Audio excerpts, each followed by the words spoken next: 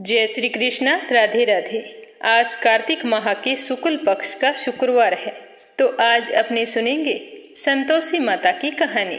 शुक्रवार का व्रत रखने वाले संतोषी माता के भक्त इस कथा को श्रद्धा भाव से पूरा सुने, क्योंकि आधी अधूरी कथा सुनने से हमें हमारे व्रत का पुण्य फल नहीं मिलता और ना ही हमारी मनोकामना पूर्ण होती है। तो आइए पूरे श्रद्धा भाव से प्रेम पूर्वक सुनते हैं संतोषी माता की कहानी।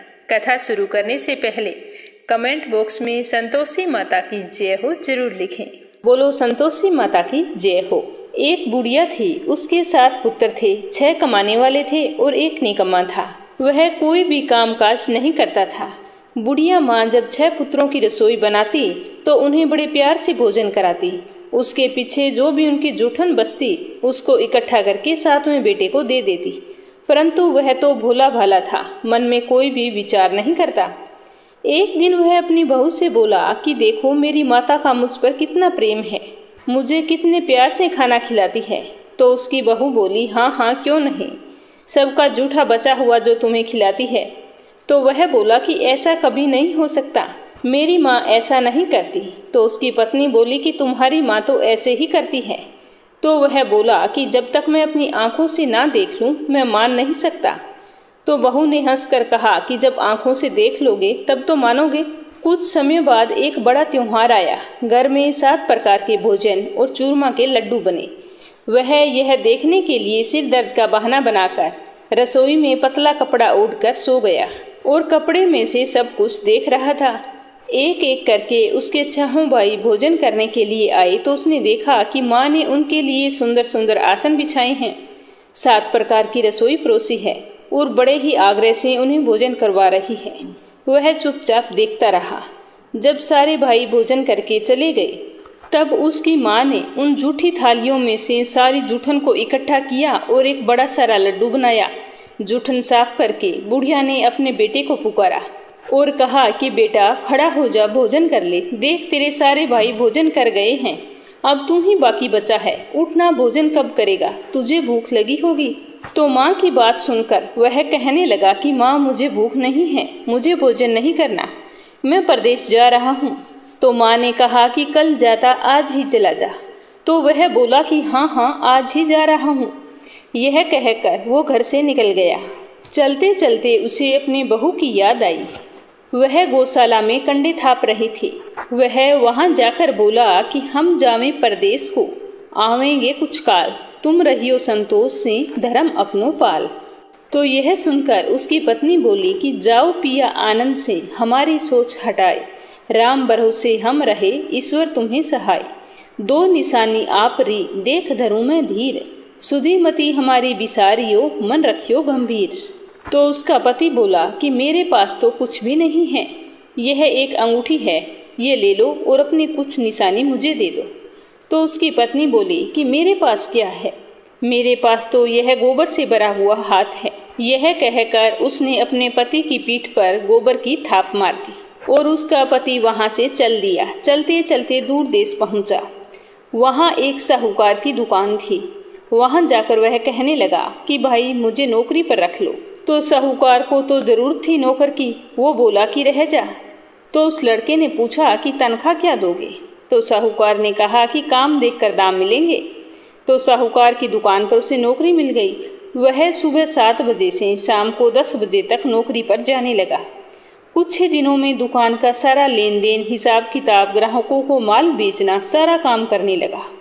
साहूकार के 7-8 नौकर थे, वे सारे चक्कर खाने लगे। सेठ ने भी उसके काम को देखा और सोचा कि यह तो काफी होशियार है, अकेला ही सारे काम को संभाल लेता है। तो उसने 3 महीने में उसे आधे मुनाफे का हिस्सेदार बना लिया और वह कुछ ही वर्ष में नामी सेठ बन गया। सेठ जी उसके काम से बहुत ही खुश रहते थे। वे उसे अपने बेटे की तरह मानते थे। एक बार उस पर सारा कारोबार छोड़कर खुद तीर्थ यात्रा पर चले गए।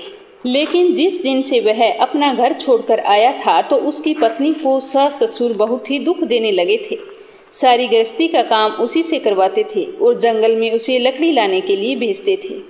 इसी बीच घर में आटे से जो भूसी निकलती थी उसकी रोटी बनाकर रख दी जाती थी और एक फूटे हुए नारियल की नरेली में पानी रख दिया जाता था। सारा दिन जी तोड़ मेहनत करके बेचारी बहू उन रूखी सूखी भूसी की रोटियों को और नारियल की नरेली में जो पानी होता था उसी से अपना गुजारा कर लेती। उसके दिन बड़े ही कष्टपूर्वक व्यतीत हो रहे थे। एक दिन की बात है, वह लकड़ी लेने जा रही थी तो रास्ते में बहुत सी महिलाएं संतोषी माता का व्रत करते हुए दिखाई दी। तो वह वहां पर खड़ी होकर कथा सुनने लगी। कथा समाप्त होने पर उन महिलाओं से उसने पूछा कि बहनों, तुम किस देवता का व्रत कर रही हो और इस व्रत को करने से क्या फल मिलता है? यदि तुम इस व्रत का विधान मुझे समझा कर कहो तो मैं तुम्हारा बड़ा एहसान मानूंगी। तब उन महिलाओं में से एक महिला बोली कि सुनो बहन, यह संतोषी माता का व्रत है। इस व्रत के करने से निर्धनता दरिद्रता का नाश होता है और मन में जो भी कामना हो सब संतोषी माता की कृपा से पूरी होती है। तब उसने उनसे उस व्रत की सारी विधि पूछी तो वो बताने लगी कि 1.25 आने का गुड़ चना ले लेना, अगर इच्छा हो तो 5.25 आने का ले लेना या फिर 1.25 रुपये का अपनी सहूलियत के अनुसार लाना। बिना परेशानी और श्रद्धा व प्रेम से जितना भी बन सके सवाया लेना। प्रत्येक शुक्रवार को निराहार रहकर कथा सुनना। व्रत के बीच में कर्म नहीं टूटना चाहिए। लगातार नियम का पालन करना। सुनने वाला अगर कोई ना मिले तो घी का दीपक जलाकर उसके सामने जल से भरा हुआ पात्र रखकर कथा कहना।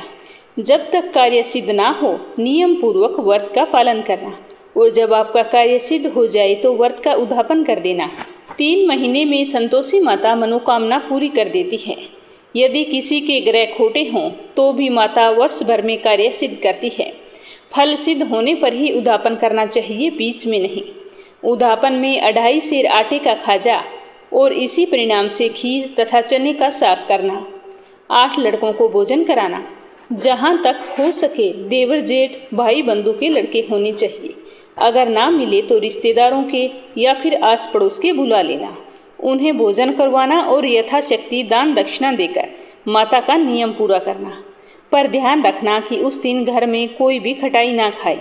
तो सारा विधान सुनकर बुढ़िया के लड़के की बहू वहां से चल पड़ी और मन ही मन सोच रही थी कि मैं संतोषी माता का व्रत अवश्य करूंगी।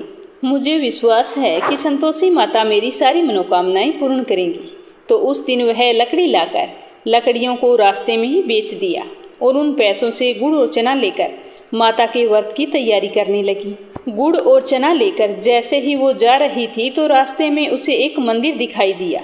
तो मंदिर को देखकर वह पूछने लगी कि यह मंदिर किसका है। तो सारे लोग कहने लगे कि यह तो संतोषी माता का मंदिर है। तो यह सुनते ही वह भागकर माता के मंदिर में गई और माँ के चरणों में जाकर लौटने लगी। दीन होकर विनती करने लगी कि माँ, मैं निपट अज्ञानी हूँ, व्रत के कुछ भी नियम नहीं जानती, मैं दुखी हूँ। हे माता जगत जननी, मेरा दुख दूर कर, मैं तेरी शरण में आई हूँ। तो उसके इस तरह दीन वचन सुनकर माता को उस पर दया आ गई। एक शुक्रवार बीता था कि दूसरे ही शुक्रवार को उसके पति का पत्र आ गया और तीसरे शुक्रवार को उसका भेजा हुआ रुपया आ पहुंचा। यह देखकर जेठ जिठानी मुंह सिकोड़ने लगे। लड़के ताने देने लगे कि काकी के पास अब तो पत्र आने लगे हैं, रुपया आने लगा है, अब तो काकी की खातिर बढ़ेगी, अब तो काकी बुलाने से भी नहीं बोलेगी।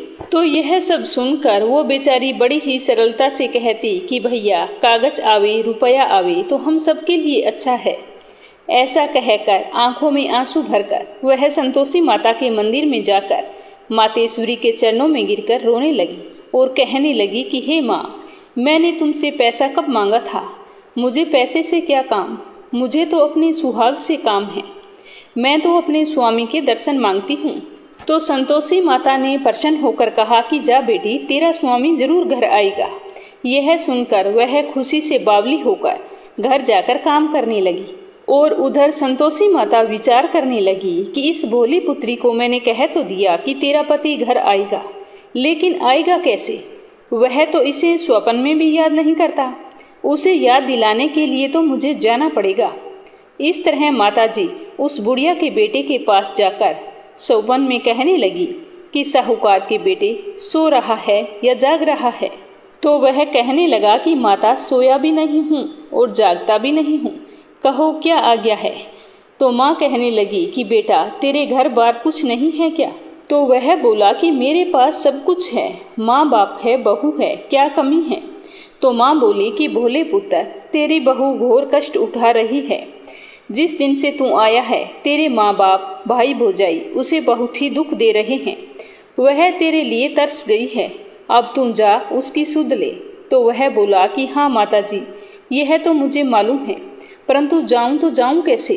परदेश की बात है, लेन देन का कोई भी हिसाब नहीं है, कोई जाने का रास्ता नजर नहीं आता, कैसे चला जाऊं? तो संतोषी माता कहने लगी कि बेटा मेरी बात मान। सवेरे नहा धोकर संतोषी माता का नाम ले, घी का दीपक जला दंडवत कर दुकान पर जा बैठना। देखते ही देखते सारा लेन देन चुक जाएगा, जमा माल बिक जाएगा, सांझ होते होते धन का भारी ढेर लग जाएगा। इस तरह से कहकर संतोषी माता अंतर्ध्यान हो गई। सुबह होते ही वह माता के कहे अनुसार स्नान करके संतोषी माता के नाम घी का दीपक जलाकर दुकान पर जा बैठा। थोड़ी ही देर में रुपया लाने वाले रुपया लाने लगे, हिसाब लेने वाले हिसाब लेने लगे, देने वाला देने लगे। कोठे में भरे सामान के खरीदार नगद दामों में देकर सौदा करने लगे। शाम होने तक सारा सामान बिक गया और धन का भारी ढेर लग गया। इस तरह का चमत्कार देखकर वह बहुत ही खुश हुआ और माता का धन्यवाद करने लगा। उसके बाद में वह घर ले जाने के वास्ते गहना कपड़ा सामान खरीदने लगा और वहां से काम को निपटाकर तुरंत घर की ओर रवाना हो गया। उधर उसकी पत्नी जंगल में लकड़ी लेने के लिए जाती है। लौटते वक्त वह माताजी के मंदिर में विश्राम करती है। वह तो उसके रोजाना रुकने का स्थान था। धूल उड़ती हुई देखकर वह माता से पूछती है कि हे माता, यह धूल कैसे उड़ रही है? तो माता कहती है कि हे पुत्री, तेरा पति घर आ रहा है। अब तू ऐसा कर, लकड़ियों के 3 बोझे बना ले, एक नदी किनारे रख, दूसरा मेरे मंदिर पर, वह तेरा अपने सर पर। तेरा पति जब नदी किनारे आएगा तो लकड़ियों का गट्ठर देखकर मोह पैदा होगा। वह यहाँ पर रुकेगा, नाश्ता पानी खाकर माँ से मिलने जाएगा। तब तू लकड़ियों का बोझ उठाकर जाना और चौक में डालकर जोर से आवाज लगाना कि लो सासू जी, लकड़ियों का गट्ठर लो, भूसी की रोटी दो और फूटे नारियल की नरेली में पानी दो। इतना कहकर फिर बोला कि माँ, आज मेहमान कौन आया है? तो वह संतोषी माता से बहुत अच्छा कहकर प्रसन्न मन से लकड़ियों के 3 गट्ठर बनाकर लाई। एक नदी किनारे रखा और एक माताजी के मंदिर पर रख दिया। इतने में वहां पर एक मुसाफिर आ पहुंचा। सूखी लकड़ी देखकर उसकी इच्छा हुई कि यहीं पर विश्राम करूं और भोजन बनाकर खा पीकर गांव को जाऊं। इसी तरह सोचकर वह वहां पर रुक गया, भोजन बनाया, विश्राम करके शाम को गांव को गया। सबसे बड़े प्रेम से मिला। उसी समय सिर पर लकड़ी का गट्ठर लिए हुए वह उतावली सी आती है और लकड़ियों का भारी बोझा आंगन में डालकर जोर से 3 आवाजें देती है कि लो सासू जी, लकड़ियों का गट्ठर लो, भूसी की रोटी दो, फूटी नारियल की नरेली में पानी दो। माँ, आज मेहमान कौन आया है? यह सुनकर उसकी सास बाहर आकर अपने दिए हुए तानों को और कष्टों को भुलाने के लिए कहती है कि बहू, तुम ऐसा क्यों बोल रही है? तेरा मालिक ही तो आया है। आ बैठ, मीठा बात खा, भोजन कर, कपड़े गहने पहन। उसकी आवाज़ सुनकर उसका पति बाहर आ जाता है। अंगूठी देखकर बुरी तरह से व्याकुल हो जाता है और अपनी माँ से पूछता है कि माँ, यह कौन है? तो उसकी माँ कहती है कि बेटा, यह तेरी बहू है।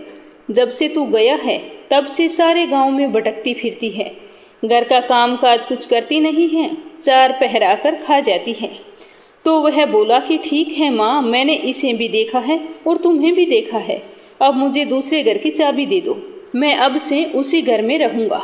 तो उसकी माँ बोली कि ठीक है, जैसी तेरी मर्जी। यह कहकर वह उसे दूसरे घर की चाबी दे देती है। तब वह दूसरे मकान की 3री मंजिल का कमरा खोलकर सारा सामान वहां पर सजा लेता है। एक ही दिन में राजा के महल जैसा ठाट बाट हो जाता है। दोनों पति पत्नी हंसी खुशी सुखपूर्वक रहने लगती है। इतने में शुक्रवार आ जाता है तो वह अपने पति से कहती है कि मुझे संतोषी माता के व्रत का उद्यापन करना है। तो उसका पति कहता है कि खुशी से कर लो। तो यह सुन वह बड़ी ही खुशी से संतोषी माता के व्रत के उद्यापन की तैयारी करने लगी।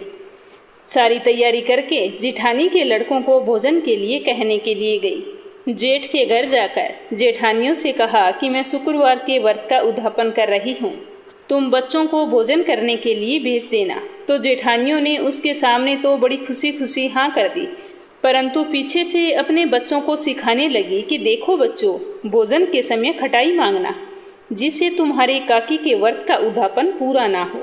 तो बच्चों ने कहा ठीक है। उद्यापन का दिन आया। लड़के भोजन करने के लिए अपने काका के घर आए तो वहाँ पर बड़ी ही श्रद्धापूर्वक विधि विधान से संतोषी माता की पूजा की गई और व्रत कथा भी सुनी। व्रत कथा समाप्त होने पर बहू ने संतोषी माता से कहा कि हे माँ, मेरी मनोकामना पूर्ण हो गई है। आज मैं आपके इस व्रत का उद्यापन कर रही हूँ। कोई गलती हो गई हो तो क्षमा करना। पूजा पाठ समाप्त होने पर बच्चों को भोजन परोसा गया। जैसे ही खीर परोसी तो पेट भर खीर खाई और बाद में कहने लगे कि हमें तो काकी खटाई दो। खीर खाना हमको नहीं भाता, आपने डाल दी इसीलिए हमने खा ली, परंतु हमें तो अरुचि हो रही है, मेरा तो मन घबरा रहा है। तो वह कहने लगी कि बेटा, खटाई तो किसी को नहीं दी जाएगी, यह तो संतोषी माता का प्रसाद है। तो वो सारे लड़के उठकर खड़े हो गए और बोले कि पैसा लाओ, अगर खटाई नहीं दे सकती तो काकी कुछ पैसे ला कर दो। तो बोली बहू थी, जानती कुछ थी नहीं, तो उसने अज्ञानतावश उन्हें पैसे दे दिए। तो पैसे लेकर वो लड़के सीधे दुकान पर गए और वहाँ से जाकर इमली ले आए और उसी समय खाने लगे। यह देखकर माता बहुत ही क्रोधित हुई और उसने बहू पर कोप किया। माता के कोपवश राजा के दूत उसी समय आकर उसके पति को पकड़ कर ले गए। जेठ जेठानी तरह तरह के कठोर वचन कहने लगे कि लूट लाट कर धन लाया था, अब सब मालूम पड़ जाएगा जब जेल की मार खाएगा। तो यह सुनकर बहू से ये वचन सहन नहीं हुए और वह रोती हुई माताजी के मंदिर गई और कहने लगी कि हे माता, तूने ये क्या किया, हंसाकर अब मुझे क्यों रुला दिया। तो माता बोली कि बेटी, तूने मेरा उद्यापन करके मेरा व्रत भंग किया है। तो वह कहने लगी कि माँ, मैंने कोई अपराध नहीं किया है, मैंने तो भूल से लड़कों को पैसे दे दिए थे, मुझे क्या पता था कि वो खटाई लाकर खाएंगे। हे माता, मुझे क्षमा करो, मैं फिर से तुम्हारा उद्यापन करूँगी। तो माँ बोली कि ठीक है बेटा, अब की बार भूल मत करना। तो वह बोली कि माँ, अब की बार भूल नहीं होगी, पर तुम मुझे ये बताओ कि मेरे पति आएंगे कैसे। तो संतोषी माता बोली कि जा पुत्री, तेरा पति तुझे रास्ते में आता ही मिलेगा। तो यह सुनकर वह बड़ी ही खुशी से घर की ओर चल पड़ी। रास्ते में उसका पति आता हुआ दिखाई दिया तो उसने पूछा कि आप कहाँ चले गए थे। तो उसका पति कहने लगा कि इतना धन जो कमाया था उसका टैक्स राजा ने मांगा था, वही भरने के लिए गया था, चलो अब घर चलते हैं। तो वह प्रसन्न होकर बोली कि भला हुआ जो आप आ गए। कुछ दिन बाद में फिर से शुक्रवार का दिन आया तो वह अपने पति से बोली कि मुझे माता का उद्यापन फिर से करना है। तो उसके पति ने कहा कि खुशी से करो। बहू फिर से जेठ के लड़कों को भोजन को कहने को गई। जेठानी ने एक दो बातें सुनाई और सब लड़कों को सिखाने लगी कि अब की बार तुम ऐसा करना, भोजन करने से पहले ही खटाई मांग लेना। तो उद्यापन का दिन आया, लड़के भोजन करने लगे तो कहने लगे कि काकी, हमें पहले खटाई चाहिए, उसके बाद में हम खीर खाएंगे, अगर खटाई नहीं खाई तो हमारा तो जी बिगड़ता है। तो वह बोली कि खटाई किसी को नहीं मिलेगी, भोजन करना है तो करो, वरना अपने घर चले जाओ। यह कहकर वह ब्राह्मण के लड़के को लाकर भोजन कराने लगी। भोजन करवाने के बाद में सभी को एक एक फल दिया। इससे संतोषी माता बहुत ही प्रसन्न हुई। माता की कृपा होते ही 9वें महीने उसके चंद्रमा के समान एक सुंदर पुत्र हुआ। पुत्र को पाकर प्रतिदिन वह माताजी के मंदिर को जाने लगी। माँ ने सोचा कि यह तो रोज आती है, आज क्यों न मैं इसके घर पर चलूं। यह विचार करके माता ने भयानक रूप बनाया। गुड़ चने से सना मुख, ऊपर सूंड के समान होठ और उस पर मक्खियां भिन भिन कर रही थी। जैसे ही उसके घर जाकर दहलीज पर पैर रखा तो उसकी सास चिल्लाई कि अरे देखो रे, कोई चुड़ैल डाकिन आ रही है, अरे लड़को इसे भगाओ, नहीं तो यह किसी को खा जाएगी। तो लड़के उसे भगाने लगे।